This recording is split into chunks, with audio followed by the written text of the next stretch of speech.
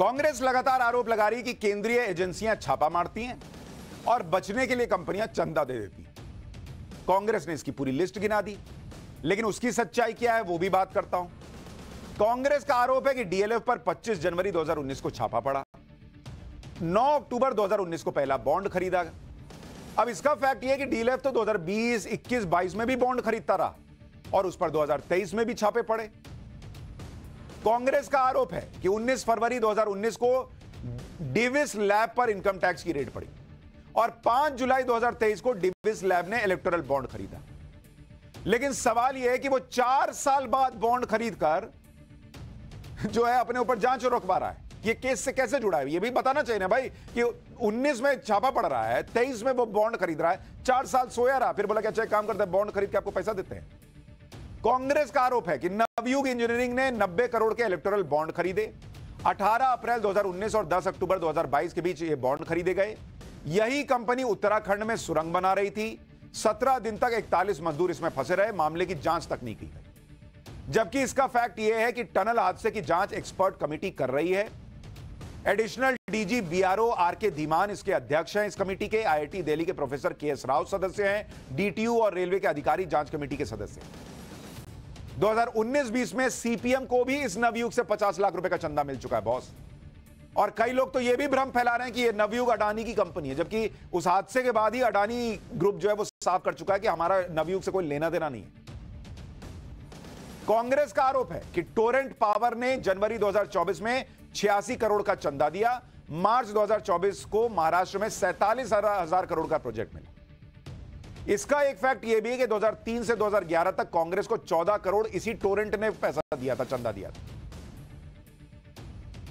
कांग्रेस का आरोप है कि 18 अगस्त 2022 को सीरम इंस्टीट्यूट ने एक दिन में 52 करोड़ का चंदा दिया। कोविड वैक्सीन पर सीरम इंस्टीट्यूट का एकाधिकार हो गया।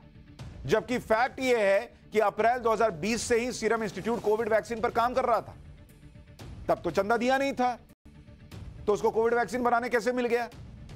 कोविड वैक्सीन सफल रही तब उसके शेयर बढ़े। यानी अभी तक जो आरोप लग रहे हैं उसमें सच्चाई और आरोपों के जो फैक्ट्स हैं वो मैच नहीं हो रहे। आगे हो जाएंगे तो बता दूंगा, लेकिन अभी तो नहीं दिख रहे भाई। वित्त मंत्री निर्मला सीतारमण ने इलेक्टोरल बॉन्ड और ईडी सीबीआई के छापों में एक्शन खोजने वालों को जवाब भी दिया। एक इंटरव्यू में निर्मला सीतारमण ने कहा कि यह सिर्फ कल्पना लगती है कि ईडी की रेड के बाद कंपनियों ने पैसे दिए। अगर कंपनियों ने पैसे दिए और उसके बाद भी सरकार ईडी के जरिए उन तक पहुंची तो उसका क्या? यह महज अटकलबाजियां हैं कि ईडी ने कंपनियों का दरवाजा खटखटाया और फिर इन कंपनियों ने खुद को बचाने के लिए फंड दे दिया। एक सवाल इस बात का भी है कि अगर यह आरोप सही भी है कि ईडी जो है वो चंदा वसूली कर रही है, इस देश में एक आदमी नहीं है जो आकर सामने यह कहे कि मुझसे ईडी ने पैसे मांगे। किसी ने केस तक नहीं किया, किसी ने कोई सबूत नहीं दिया कि ईडी हमसे वसूली कर रही है। इतने बिजनेसमैन का नाम ये लोग दे रहे हैं कि कर दिया, कोई नहीं आया बोलने। इलेक्टोरल बॉन्ड के टॉप डोनर में दूसरा नाम मेगा इंजीनियरिंग एंड इंफ्रास्ट्रक्चर का। इसे लेकर भी विपक्ष ने सवाल उठाए। यह कंपनी टनल और ब्रिज के बड़े प्रोजेक्ट्स करती है। मेगा इंजीनियरिंग ने कुल 966 करोड़ रुपए का चंदा बॉन्ड के जरिए दिया। कांग्रेस नेता जयराम रमेश ने आरोप लगाया कि मेगा इंजीनियरिंग एंड इंफ्रा ने चुनावी बॉन्ड के जरिए 800 करोड़ से ज्यादा दिए। अप्रैल 2023 में कंपनी ने 140 करोड़ रुपए डोनेट किया। इस बोरीवली ट्विन टनल का प्रोजेक्ट मिल गया। जयराम रमेश ने आरोप लगा दिया कि मेगा इंजीनियरिंग एंड इंफ्रा को अगस्त 2020 में 4,500 करोड़ रुपए की जोजिला सुरंग परियोजना मिली और अक्टूबर 2020 में चुनावी बॉन्ड में 20 करोड़ रुपए का दान दे दिया। यह भी आरोप लगाया कि मेगा को दिसंबर 2022 में बीकेसी बुलेट ट्रेन स्टेशन का कॉन्ट्रैक्ट मिला और उसने उसी महीने 56 करोड़ रुपए का दान दिया।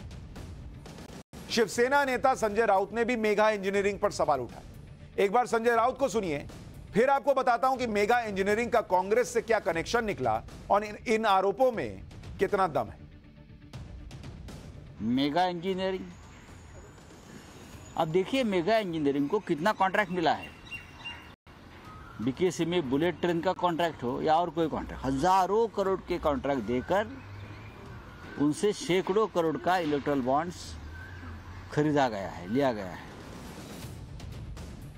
अब पहले तो यही साबित होना बचा हुआ है कि मेगा इंजीनियरिंग ने बीजेपी को पैसा दिया तो दिया कितना। खैर मान लिया कि सारा पैसा बीजेपी को ही दिया। फिर भी कुछ सवाल है।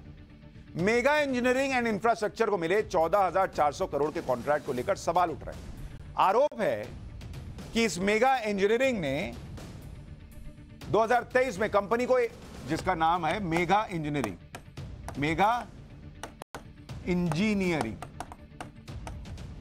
ठीक है, इस पर आरोप क्या है भाई कि इसने 140 करोड़ रुपए दिए। कब दिए? अप्रैल 2023 में। और इसको कॉन्ट्रैक्ट कितने का मिला? 14,400 करोड़ का। किसका मिल गया? टनल का। अब कुल चंदा कितना है? 140 करोड़ रुपए। प्रोजेक्ट कितने का मिला है? 14,400 करोड़ रुपए।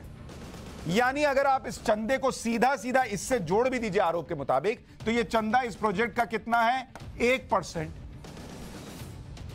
अब ये हमें यह नहीं पता कि कांग्रेस के आरोपों में सच्चाई कितनी है, लेकिन एक सवाल तो यह उठता है कि अगर यह आरोप सही है तो कोई भी कंपनी क्या ये 140 करोड़ रुपए का मात्र चंदा देके 14,400 करोड़ रुपए का प्रोजेक्ट ले रही है? और यह आरोप भी वो पार्टी लगा रही है जिसके राज में 60-70 साल में हजारों करोड़ के घोटाले हुए। उसको तो पता होना चाहिए कि कितने कितने घोटाले में कितना कितना जो है वो पैसा लिया जाता है। 1% 140 करोड़ देके 14,400 करोड़ का प्रोजेक्ट। उसमें भी एक बड़ा सवाल है कि ये प्रोजेक्ट भी ई टेंडरिंग के तहत मिला है। वहां कैसे घोटाला हुआ भाई, ये भी तो बताना पड़ेगा। इसी तरह कांग्रेस ने मेगा इंजीनियरिंग को जोजिला सुरंग परियोजना देने पर भी सवाल उठाए। तो जोजिला योजना जो है, इसका खर्चा कितना है भाई? इसका खर्चा है 4,500 करोड़, ठीक है। और कह रहे हैं कि चंदा इसके बाद कितना दिया? 20 करोड़, मात्र 20 करोड़। यानी अगर आप इस चंदे को जोड़ें तो यह प्रोजेक्ट का 0.4% है। 20 करोड़ रुपया देके 4,500 करोड़ का प्रोजेक्ट ले रही है। सकता लेती हो कांग्रेस के हिसाब से, हमको तो नहीं समझ में आ रहा भाई, और इसके कोई सबूत भी सामने नहीं दिख रहे। जिस Hyderabad based mega engineering and infrastructure company पर सवाल उठ रहे हैं, वो कोई छोटी मोटी कंपनी नहीं है। इस कंपनी के कई राज्यों में प्रोजेक्ट चल रहे हैं। साल 1989 में कंपनी की शुरुआत हुई, तब इसका नाम मेगा इंजीनियरिंग इंटरप्राइजेस था। शुरुआत में यह कंपनी म्युनिसिपैलिटीज के लिए पाइप बनाती थी। फिर साल 2006 में इसने अपना नाम बदला और मेगा इंजीनियरिंग एंड इंफ्रास्ट्रक्चर बन गई। इसके बाद से कंपनी इंफ्रास्ट्रक्चर से जुड़े बड़े बड़े काम, जैसे बांध बनाना, पावर प्लांट, टनल, रोड से जुड़े प्रोजेक्ट करने लगी। तेलंगाना में जब बीआरएस की सरकार थी, तब इस कंपनी को सिंचाई प्रोजेक्ट के लिए 1.5 लाख करोड़ का ठेका मिला। 1.5 लाख करोड़। कोई ये तो नहीं पूछ रहा कि बीआरएस को चंदा गया कि नहीं गया। और बीआरएस उन टॉप 5 पॉलिटिकल पार्टी में है जिन्हें बॉन्ड से सबसे ज्यादा चंदा भी मिला है। लेकिन चूंकि घेरना मोदी को है, तो मेगा इंजीनियरिंग को कोई बीआरएस से नहीं जोड़ रहा। कंपनी के मुताबिक यूपी से लेकर दर्जनों राज्यों में उसके अलग अलग प्रोजेक्ट चल रहे हैं। इसमें बीजेपी के राज्य भी हैं और कांग्रेस शासित और विपक्ष शासित दूसरे राज्य भी हैं। तो क्या यह कह देना चाहिए कि हर राज्य में इस कंपनी ने चंदा देकर प्रोजेक्ट लिया है? कहना तो भाई है। फैक्ट जो है हमने आपको बता दिया। मेगा इंजीनियरिंग एंड इंफ्रा और जोजिला टनल को लेकर जो आरोप लगे, उस पर केंद्रीय मंत्री नितिन गडकरी ने जवाब भी दिया, क्योंकि वो इस प्रोजेक्ट से सीधे जुड़े हुए थे। टाइम्स नाउ नवभारत के पब्लिक मंच पर उन्होंने ये कहा कि भाई इसको जो प्रोजेक्ट मिला उसके बारे में उन्होंने बताया, वो सुन लीजिए, फिर आपको बताता हूं कि क्या पाकिस्तान की कंपनी से भी राजनीतिक दलों को चंदा मिला। पहली बात आप समझिए कि आप जो कह रहे हैं वो सच है, पर आपको समझना होगा कि ये कारगिल के नीचे जो जोजिला टनल है उसका 4 बार टेंडर हुआ और कैबिनेट में इसका अप्रूवल 12,000 करोड़ को रुपए मिला था। एक साल दिल्ली के एसोसिएम करके ऑर्गेनाइजेशन है, उनके साथ बैठकर मैं खुद उसमें पार्ट था। हमने टेक्निकल, फाइनेंशियल क्वालिफिकेशन, टेक्नोलॉजी में काफ़ी सुधार किया। और जब टेंडर निकाला तो 5-6 पार्टियों ने टेंडर भरा, ई टेंडर था। और उस टेंडर में सबसे लोवेस्ट टेंडर जो हुआ ट्रांसपेरेंसी के साथ, वो मेगा इंजीनियरिंग को मिला। और मुझे इस बात की खुशी है कि अब 70% काम पूरा हुआ है और जो काम 12,000 करोड़ का था वो 6,000 करोड़ रुपए में करके हमने देश के 6,000 करोड़ बचाए। इसी मेगा इंजीनियरिंग की बात करते हुए आपको कुछ और फैक्ट्स बता दूं। मेगा इंजीनियरिंग ने सीपीआई को साल 2021-22 में 25 लाख रुपए का चेक भी दिया। इसी तरीके से अगर आप कांग्रेस का मामला देखें तो 2008-9 में अडानी इंटरप्राइजेस ने 1.5 करोड़ और अडानी ने के मुद्रा पोर्ट कंपनी ने 1 करोड़ रुपए का चंदा कांग्रेस को दिया। ये तो वो आंकड़े हैं जो इलेक्टोरल बॉन्ड से जुड़े हुए भी नहीं है और पब्लिक डोमेन में है। तो क्या इससे ये कह दिया जाए कि सीपीआई और कांग्रेस को जो चंदा मिला वो किसी फायदे के बदले मिला था? अब जब आरोपों की बात हो रही है तो ये के चंद्रशेखर राव की पार्टी बीआरएस का भी केस देखिए। एसबीआई के आंकड़ों के मुताबिक 7 अप्रैल 2022 को हेटेरो ग्रुप ने 40 करोड़ के बॉन्ड खरीदे और 19 मई 2022 को हेटेरो ग्रुप के मालिक बी पार्था रेड्डी को बीआरएस ने राज्यसभा का उम्मीदवार बनाया और वो सांसद बन गए। तो क्या यह कह दिया जाए कि राज्यसभा की सीट के बदले बीआरएस ने बी पार्था रेड्डी से 40 करोड़ का चंदा लिया था क्या? जबकि यह क्लियर ही नहीं है कि 40 करोड़ के बॉन्ड किस कंपनी को दिए गए, तो कैसे पूछेगा? लेकिन आरोप लगाना होगा तो आप बोल सकते हैं। चंदा देने वाले टॉप कंपनियों की लिस्ट में एक नाम है क्विक सप्लाई चेन का। यह तीसरा सबसे बड़ा डोनर है जिसने 410 करोड़ रुपए का चंदा दिया। Quick supply chain Mumbai based company है और यह कंपनी वेयरहाउस और स्टोरेज यूनिट्स बनाती है। इस कंपनी ने साल 2021-22 के वित्तीय वर्ष के दौरान 360 करोड़ के चुनावी बॉन्ड खरीदे और वित्तीय वर्ष 2023-24 में 50 करोड़ के बॉन्ड खरीदे। अब नरेंद्र मोदी के खिलाफ एजेंडा चलाने वालों को इस लिस्ट में अंबानी अडानी का नाम तो मिला नहीं, लेकिन आरोप यह जरूर लगा दिया गया कि क्विक सप्लाई चेन रिलायंस से जुड़ी कंपनी है और उसने ही बीजेपी को फायदा पहुंचाया। अब तक तो यह पता नहीं चल पाया है कि क्विक कंपनी ने किस पार्टी को कितना चंदा दिया, लेकिन जहां तक इस कंपनी के रिलायंस से कनेक्शन की बात है तो उसका फैक्ट भी आपको बताता हूं। इस कंपनी में रिलायंस का शेयर सिर्फ 16.68% है, यानी अगर 17% भी मानिए तो 83% शेयर किसी और के पास है, रिलायंस के पास मात्र 17%। इसलिए यह कहना कि पूरी की पूरी कंपनी रिलायंस चला रही है यह तो गलत है। इस पर रिलायंस इंडस्ट्रीज ने भी जवाब दिया और स्पष्ट शब्दों में कहा कि quick supply chain private limited Reliance की सब्सिडरी कंपनी भी नहीं है। हालांकि इसमें एक बहुत दिलचस्प बात यह है कि जिस साल में इस कंपनी ने 360 करोड़ रुपए का इलेक्टोरल बॉन्ड खरीदा, उस साल में इस कंपनी का प्रॉफिट मात्र 21 करोड़ रुपए। इसलिए पता लगना यह भी जरूरी है कि इतना कम प्रॉफिट रखकर भी ये इतना चंदा क्यों दे रही थी और किसको दे रही थी। इलेक्टोरल बॉन्ड का डेटा सामने आया तो विपक्ष इतनी जल्दबाजी में था कि बिना पूरी सच्चाई जाने ही आरोप लगाने शुरू कर दिए। ऐसा ही एक आरोप जो विपक्षी नेता लगा रहे हैं वो ये कि इलेक्टोरल बॉन्ड और पाकिस्तान का भी कनेक्शन है। इलेक्टोरल बॉन्ड के डेटा में हब पावर कंपनी का नाम आया है। विपक्षी दल आरोप लगा रहे हैं कि यह पाकिस्तानी कंपनी हबको है और इसने बीजेपी को चंदा दिया। सोशल मीडिया पर भी विपक्ष समर्थक हैंडल इसी तरह से प्रचार कर रहे हैं। वहीं बीजेपी समर्थक भी इस हब पावर कंपनी को लेकर आरोप लगा रहे हैं कि इससे कांग्रेस और दूसरे दलों को चंदा गया है। यानी दोनों तरफ से आरोप लग रहा है कि पाकिस्तानियों से पैसा ले लिया। एक बार विपक्षी नेता क्या कह रहे हैं सुनिए, फिर आपको इस हब पावर कंपनी की सच्चाई भी बताता हूं। ईडी रेड मारती है और उसके चंद घंटों के बाद इलेक्ट्रल बॉन्ड खरीदे जाते हैं। ये कोरिलेशन देखिए, ये कोरिलेशन लोकतंत्र को मृतक कर रहा है, उसकी हत्या कर रहा है। एक पाकिस्तान की कंपनी है, पुलवामा के ठीक बाद बॉन्ड खरीदे जाते हैं, तो जाहिर तौर पर यह तो स्पष्ट हो गया कि इन्होंने भ्रष्टाचार की इंतहा कर दी। पाकिस्तान की कंपनी है, उसमें ये पाकिस्तान की कंपनी यहाँ इलेक्ट्रल बॉन्ड खरीदी करती है और बीजेपी के खाते में पैसा जाता है। किस लिए? ऐसी बहुत कंपनियां हैं। इन नेताओं की बात की गंभीरता सोचिए कितनी कम है कि पैसा किसको गया ये पता भी नहीं है। सीधा कह रहे हैं कि बीजेपी को गया और कह रहे हैं पाकिस्तान की कंपनी ने पैसा दिया।